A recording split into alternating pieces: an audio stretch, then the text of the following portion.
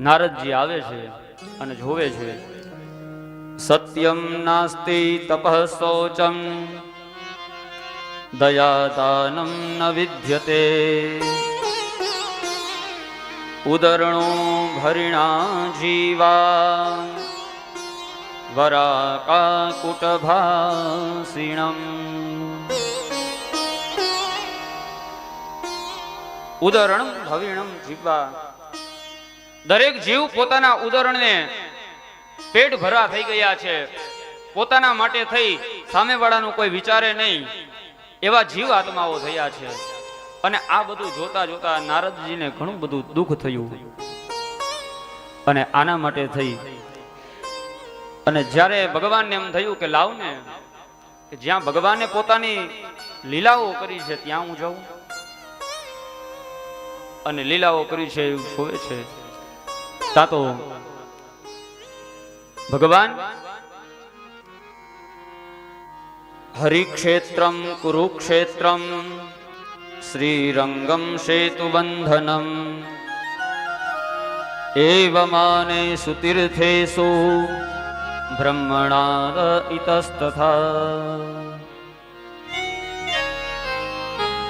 હું હરિક્ષેત્રમાં ફર્યો, કુરુક્ષેત્રમાં ફર્યો, શ્રીરંગમમાં ફર્યો, સેતુબંધમાં ગયો. આ બધા તીર્થોની અંદર હું ફર્યો, પણ મને ક્યાંય પવિત્રતા દેખાણી નહીં, મને ક્યાંય દાન દેખાણું નહીં, કોઈ માણસ સારો માણસ મને ન મળ્યું. એટલે ભગવાનને એવી પ્રાર્થના થઈ કે કેમ આવા મનુષ્ય માટે, મનુષ્યનો અવતાર લેવા માટે થઈને ઈશ્વર ત્યાંથી ભગવાનનું, દેવતાઓ એવું કહે છે મારે પૃથ્વી ઉપર જવું છે. અને આ બધું ચાલતું હતું ત્યાં તો કુમાર, સનત કુમારો આવે છે. અને સનત કુમાર આવતાની સાથે નારદજીને જોવે છે. કથમ દિન મુખમ કૃતસ્વા તથા ભવત પરિતમ ગમ્યતે કુત્ર કૃતસ્વા ન તથમ તવ. નારદજીને જોવે ને નારદજીને જોતાની સાથે નારદજીનું મુખ ઉદાસ છે. ઉદાસ મને આજે જોઈ છે. એટલે નારદજીને સંત કુમારો પૂછે છે કેમ તમારું મુખ ઉદાસ છે? ત્યારે આ રીતે ભગવાન નારદજી આ રીતની વાત કરે છે. તરુણી પ્રભુતા ગે હે શાલકો બુદ્ધિદાયક કન્યા નવ વિક્રમ લોભાત દંપતિ નામ ચકલકનમ. કન્યાનો વિક્રય થાય છે. આ બધું જોતાની સાથે તા તો ભગવાનને થયું કે ભગવાન જ્યાં લીલા કરી છે એવું વૃંદાવનમાં હું જાઉં. અને વૃંદાવનમાં જાય ત્યાં તો એક સ્ત્રી હતી અને એની બાજુમાં બે પુત્ર હતા. સ્ત્રી પોતે યુવાન હતી અને એની બાજુમાં પડેલા બે પુત્રો જે છે એ વૃદ્ધ હતા. અને વૃદ્ધ પુત્રોને જોતાની સાથે નારદજીએ એક આશ્ચર્ય લાગ્યું. એટલે આંખ બંધ કરીને જોયું તો એ બીજું કોઈ નહીં પણ સાક્ષાત ભક્તિ મહારાણી હતા.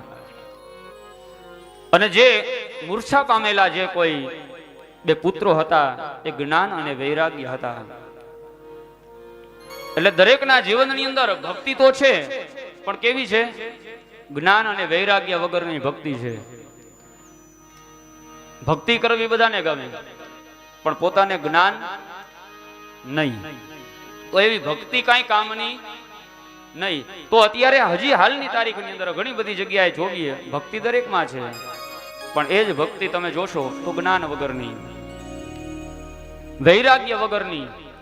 વૈરાગ્ય એટલે એવું નથી કે આપણે ઘર બહાર છોડીને જતું રહેવું. વૈરાગ્ય એટલે કોકનું સારું કર્મ કરવું, કોકનું સારું થતું હોય એની અંદર આપણે પોતે હિત બનીએ અને એના કંઈક આપણે ભાગીદારો બનીએ એવું જોવું જોઈએ. ત્યાં તો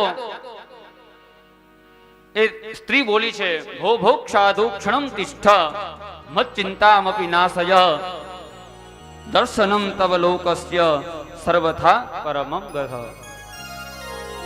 હે સાધુ, ઘડીક વાર માટે થઈને તમે રોકાઈ જાઓ, કારણ કે સાધુની કોઈ દી ક્ષણ ન બગાડાય. તમે મારું ક્ષણ વારમાં કલ્યાણ કરશો એવી ભાવના સાથે તેમને રાખ્યા છે. ત્યારે નારદજી પૂછે છે તમે કોણ? ત્યારે ભક્તિ મહારાણી કહે છે, અહમ ભક્તિ રીતિ ખ્યાતો ઇમો મે તનયો મતો જ્ઞાન વૈરાગ્ય નામાનો કાલ યોગે ન જર્જર. કે આ કડી કાલની અંદર મારે અત્યારે મને આની અંદર હું જીર્ણ બની ગઈ છું. ત્યારે ભક્તિ મહારાણી કહે છે કે કેમ? કહે છે, ઉત્પન્ના દ્રવિડે સાહમ વૃદ્ધિમ કર્ણાટકે ગથા ક્વચિત ક્વચિત મહારાષ્ટ્રે ગુર્જરે જીર્ણતામ ગથા. આ શ્લોકનો અર્થ થાય ને ત્યારે ઘણી બધી જગ્યાએ ઉત્પન્ના દ્રવિડે સાહમ, દ્રવિડ દેશમાં મારી ઉત્પત્તિ થઈ, વૃદ્ધિમ કર્ણાટકે ગથા, કર્ણાટકમાં મારી વૃદ્ધિ થઈ, ક્વચિત ક્વચિત મહારાષ્ટ્રે, ક્યાંક ક્યાંક મને માન સન્માન મળ્યું. ક્યાં? તો કે મહારાષ્ટ્રમાં. અને ગુર્જરે જીર્ણતામ ગતા, એટલે શું ગુજરાતમાં આવીને જીર્ણ બની? નહીં. ઉત્પન્ના દ્રવિડે સાહમ, આપણને અંદરથી એવો ઉત્સાહ થાય કે વાહ, આજે આ કાર્ય કરવું છે. એટલે ભક્તિ મહારાણી અંદરથી ઉત્પન્ન થાય છે. દ્રવિડે સાહમ, અંદર હૃદયની અંદર આવી જાય છે. વૃદ્ધિમ કર્ણાટકે ગથા, કાનથી તમે ભક્તિ ભાવ તમે સાંભળો એટલે કાનની અંદર વૃદ્ધિ થાય. કર્ણાટકે ગથા ક્વચિત ક્વચિત મહારાષ્ટ્રે, માથા ઉપર ચડી જાય ને ભક્તિ તો એ જીવનની અંદર બેડો પાર થઈ જાય છે. ગુર્જરે જીર્ણતામ ગથા, મોઢામાંથી એવી વાણી બોલી જાય ને કે આ કાર્ય મેં કર્યું છે, એટલે આ કાર્ય નિષ્ફળ જતું રહે છે. એટલે ગુજરાતનું અહીંયા આ બતાવ્યું છે. એવો કોઈ પ્રદેશની વાત નથી બતાવી. મુખથી કોઈ પણ કાર્ય તમે કરો, કરેલું કર્મનો તમે એક વખત તમે બોલી જાઓ કે મેં આ કાર્ય કર્યું છે, એક તમારું કાર્ય નિષ્ફળ જાય છે. જાહેરમાં પોકારેલું પાપ, એ પાપ તમારું બળી જાય છે, અને જાહેરમાં પોકારેલું તમારું પુણ્ય એ પણ તમારું ત્યાં કપાઈ જાય છે.